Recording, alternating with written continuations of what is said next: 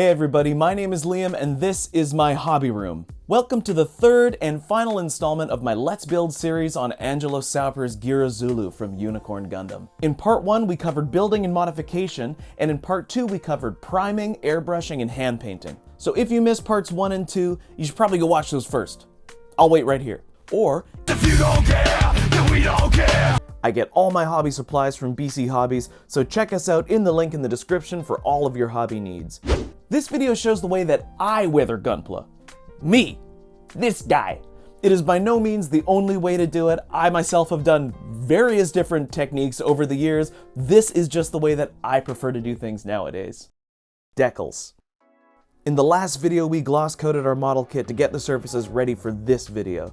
That was an important step. Water slides and oil paints are much easier to control on a glossy, smooth surface than they are on a matte, textured one. Decals can silver, oils can do whatever they want, which can sometimes be really cool. Not decal silvering, no one likes that. But I want to keep control at the forefront of your brain. Getting into modeling and building Gunpla and painting Gunpla, control and technique is really important. And then as soon as you kind of get a playbook for those kinds of things and you get used to doing it, then you can go off and do pretty much whatever and you can throw out the handbook.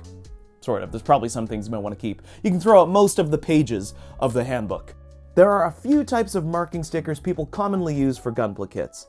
There are foil stickers, which are commonly included in a lot of Gunpla kits. You've seen these time and time again. You know what they are. Clear stickers also come in some Gunpla kits, like the Origins line. I think they come in those. They also come with a lot of master grades. There are also dry transfer decals, which used to come with a lot of master grades. And then finally, there are water slide decals, and these are the type we're going to be talking about in this video. Now, water slide decals are a personal touch, and some people use them and some people don't. Me, I've always enjoyed this part. Whatever decals you choose, if any, are up to you. So is their placement and the amount that you use. Now, something that's true for all of the steps in this video is that it's really easy to go overboard and do too much. Looking back at all the kits that I've made, I see some where I've really gone overboard on the decals and I've put way too many on, and then I see some that I haven't put as many on and I'm like, I could probably put a couple more on there, eh? There's probably some room in that bad boy. So these days, I tend to play it fairly conservative with my decal placement. So first, I cut out all of the water slide decals I'd like to use for this project and I soak them in water for 30 seconds or so to release them from their backing. We're using two different products for application in this video. Mr. Mark Setter by Mr. Hobby and Solvaset by Walthers. I've used all of the major brands' decal solutions and these are the ones that I like the most. I've also got my cotton swabs handy for placement and cleanup. First step is to wet the cotton swab I'm going to use for placement.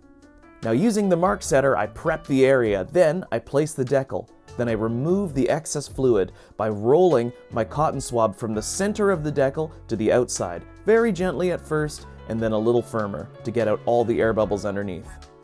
Once it's placed, I brush on some Solvaset and I set it aside. If there are several decals on a single piece, I'll do them in batches. Now, it's really important to let the Solvaset do its job. Even if your decal looks like it's crinkling up and you think, oh no, I've ruined it, just leave it. It'll even out soon. And then ta-da, here we are, a nice flat decal. Once we do our final top coat, it'll bring the sheen down. Now, it's time for our next step, chipping.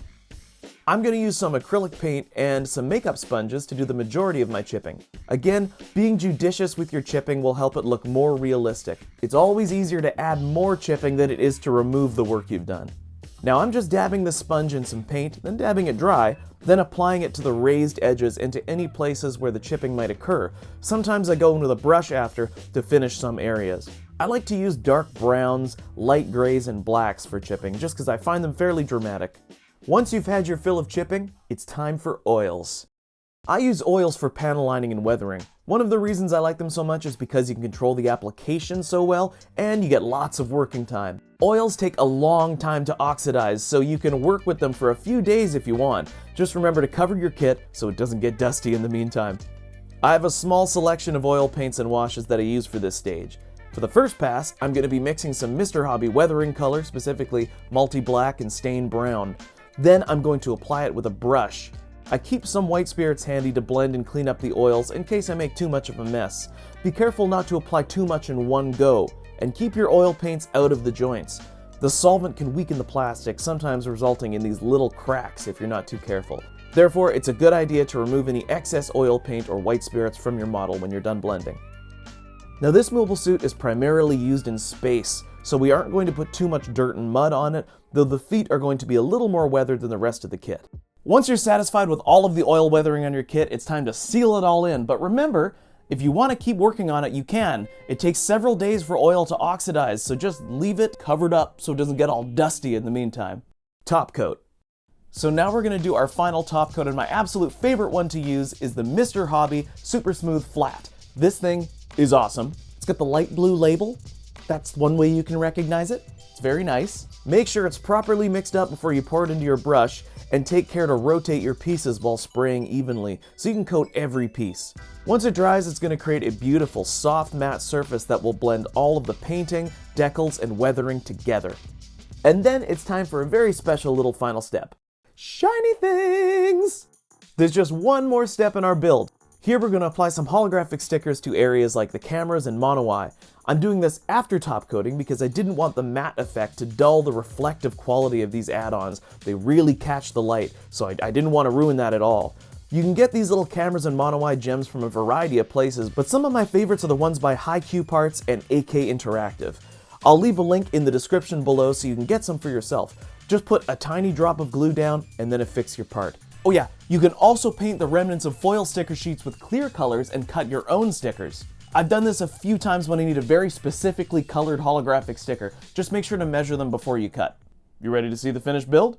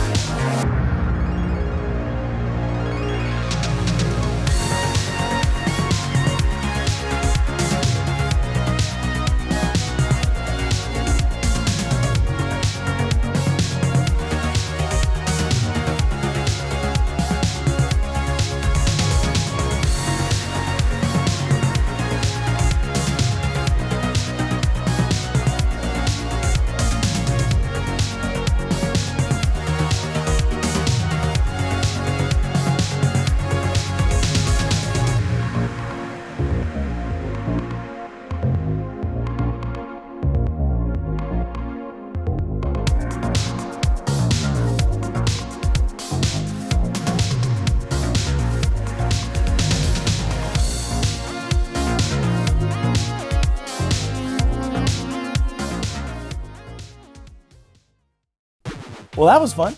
Thanks for watching my 3-part series on modifying, painting, and weathering Angelo Sauper's Geara Zulu from Unicorn Gundam. It was my intention to show how I model, how I paint, and how I weather, and describe all the processes pretty well. I think I've done that. So if you learned anything, if you found this entertaining, or if it just excited you about Gunpla in any way, I humbly ask you to like this video and subscribe to Liam's Hobby Room because there's tons more Gunpla content on this channel for you. Also, you can follow me on Instagram at Liam's Hobby Room to see some of my work in progress builds.